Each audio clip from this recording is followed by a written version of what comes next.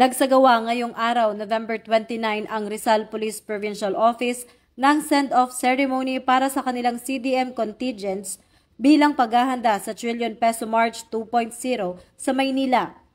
Pinangunahan ni Provincial Director Police Colonel Feloteo A. Gonzalgo ang aktibidad na tampok ang pagpapakita ng kahandaan, disiplina at pagkakaisa ng higit sa 300 personnel mula sa iba't ibang unit at istasyon ng Rizal PPO na itatalaga para sa seguridad, crowd control at peacekeeping operations sa naturang pagtitipon. Kabilang din sa seremonya ang pagpapakita ng iba't ibang kagamitan, mobility assets, protective gear at communication equipment na gagamitin sa operasyon. Binigyang diin din ni Police Colonel Gonzalgo ang pagsunod sa maximum tolerance, respeto sa karapatang pantao at profesionalismo ng pulisya sa pagpapatupad ng kanilang tungkulin.